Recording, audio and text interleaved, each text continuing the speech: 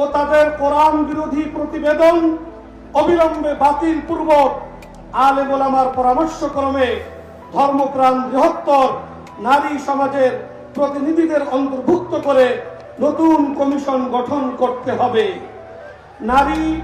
নারীর সামাজিক উন্নয়নে পশ্চিমা মূল্যবোধ নয়, বরং আমাদের নিজস্ব সামাজিক ও ধর্মীয় মূল্যবোধ, ইতিহাস ও ঐতিহ্যের আলোকেই বাস্তবমুখী সংস্কারের দিকে যেতে হবে।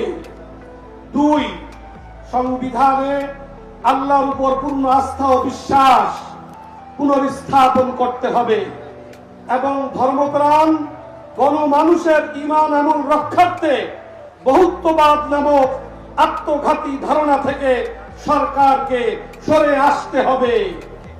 এছাড়া লিঙ্গ পরিচয়, লিঙ্গ বৈচিত্র্য, লিঙ্গ সমতা, লিঙ্গ বৈষম্য, তৃতীয় লিঙ্গ বা থার্ড জেন্ডার, অন্যান্য লিঙ্গ ইত্যাদি শব্দের মার পেঁচে কাউকে বাদ দিয়ে নয় এমন ধোঁয়াশাপূর্ণ স্লোগানের অন্তরালে এবং অসংজ্ঞায়িত অন্তর্ভুক্তমূলক ইত্যাদি শব্দের আড়ালে এলজিবিটি ও ট্রান্সজেন্ডার বাদের স্বীকৃতি ও অন্তর্ভুক্তির মাধ্যমে সমাজ বিধ্বংসী ও ধর্ম বিরুদ্ধ সমকামী বান্ধব সমাজ প্রতিষ্ঠার পায়তারা বন্ধ করতে হবে।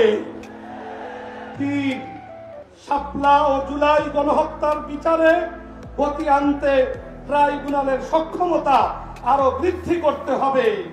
জাতীয় নির্বাচনের আগেই ফ্যাসিস্ট হাসিনা ও তার চিহ্নিত দোষরদের বিচার সম্পূর্ণ করতে হবে। 4.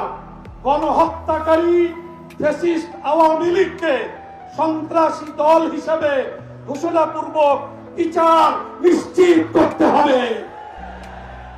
বিচার সম্পন্ন না হওয়া পর্যন্ত তাদের সব ধরনের কার্যক্রম ও তৎপরতা নিষিদ্ধ করতে হবে। 5. আল্লাহ ও তার রাসূল সাল্লাল্লাহু আলাইহি ওয়াসাল্লামের নামে কটূক্তি ও বিশুদ্ধার বন্ধে সর্বোচ্চ শাস্তির আইন করতে হবে।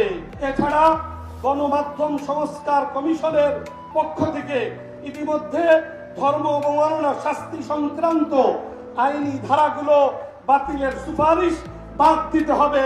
এ ব্যাপারে কোন রকমের ছাড় দেওয়া হবে না। 6. চট্টগ্রামে উগ্র হিন্দুত্ববাদীদের হাতে শহীদ সাইফুল ইসলাম আলিফ হত্যা উস্কানিদাতা চিন্ময় দাসের জামিন